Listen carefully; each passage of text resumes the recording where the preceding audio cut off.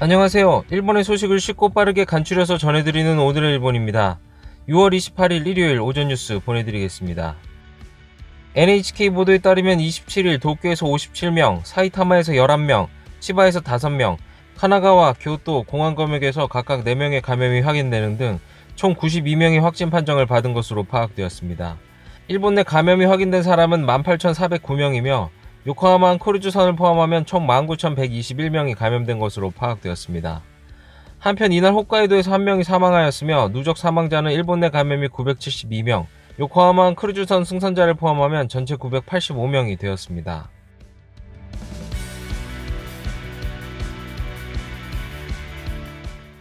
이날 도쿄에서는 57명의 신규 감염이 확인되었습니다. 20대부터 80대까지의 남녀 57명이 신규 확진 판정을 받은 것으로 파악되었으며 이 중 36명은 감염 경로가 파악이 되지 않거나 조사 중이고 21명은 기존 감염자의 밀접 접촉자로 확인되었습니다. 또한 20대에서 30대가 총 41명으로 총 약 72%를 차지하여 젊은 층의 감염이 두드러지며 57명 중 17명이 유흥과 관련 감염으로 파악되었습니다.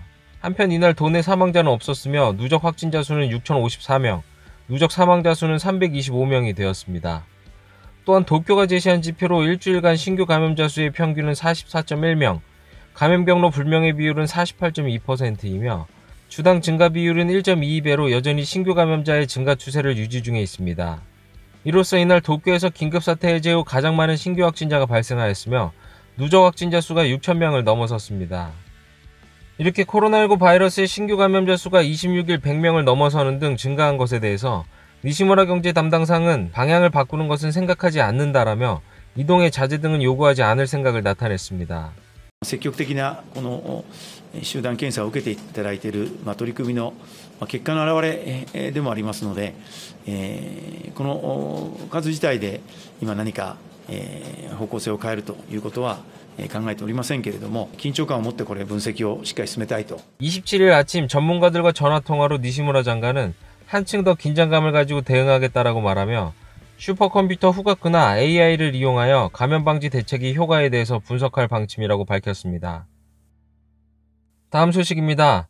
일본 정부가 코로나19 백신을 확보하기 위해 임상시험 완료 전부터 공급 협의에 돌입하였습니다.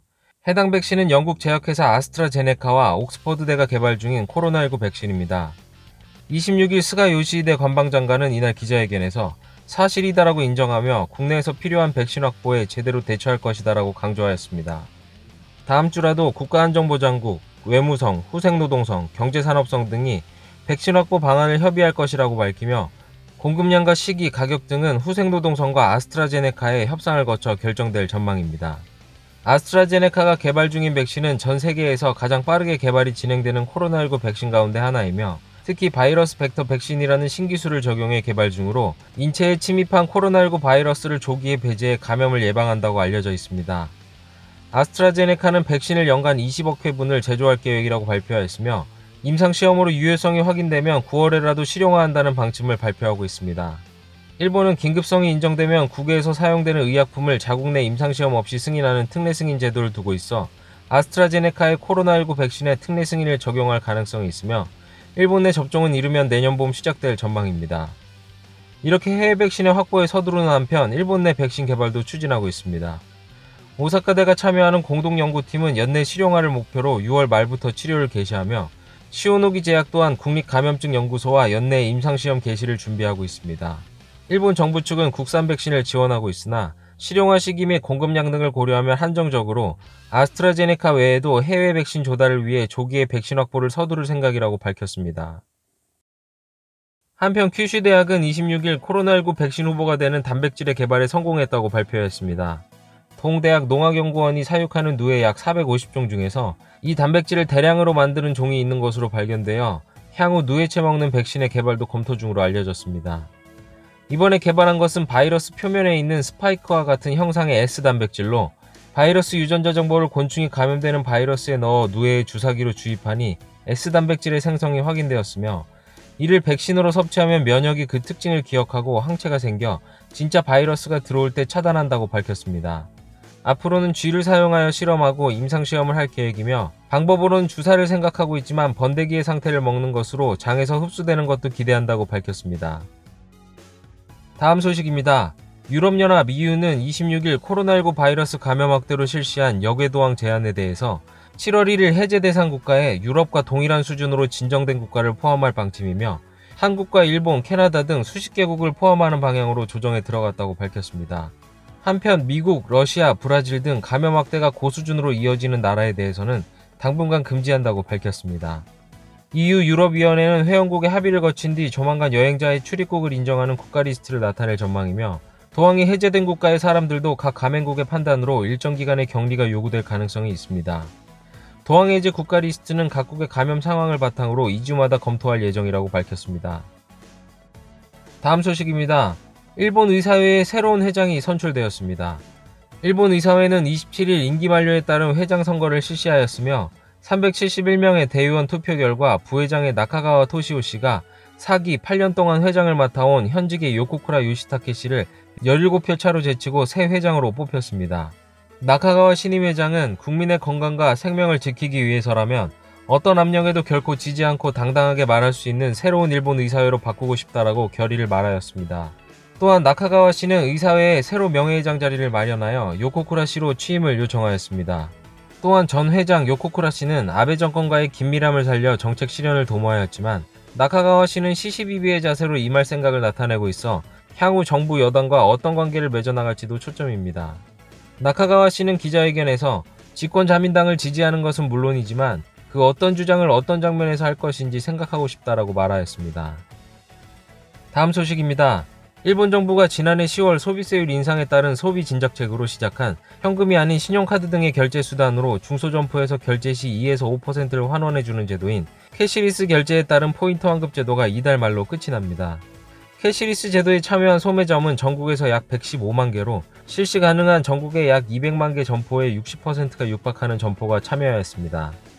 지난해 10월부터 올해 3월 총 결제액은 7.9조엔, 환원 금액은 3,290억엔이었으며 이용 횟수는 37억여 차례에 이르렀습니다.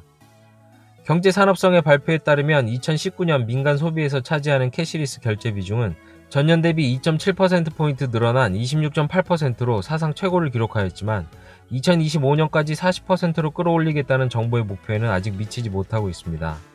올해 9월부터는 마이넘버를 활용한 캐시리스 결제로 25%를 환원하는 마이너 포인트 제도가 시행되지만 마이넘버 카드의 보급률은 6월 시점에 17%에 그치고 있습니다. 아베노믹스를 뒷받침하기 위한 소비세 인상과 현금 결제 비율을 낮춰 세수의 증대 목적으로 시행한 캐시리스 제도인데요. 포인트 환급 제도가 끝나게 되면 이용률이 떨어져 더 성장하기 어렵다는 전망이 나오고 있습니다. 더욱 캐시리스의 보급을 늘리기 위해서는 소비자의 포인트 환원뿐만 아니라 소매점 등의 점포에도 결제 수수료를 인하하는 등의 혜택으로 폭넓은 점포에서의 대응을 촉구하는 방안이 필요해 보입니다. 다음 소식입니다.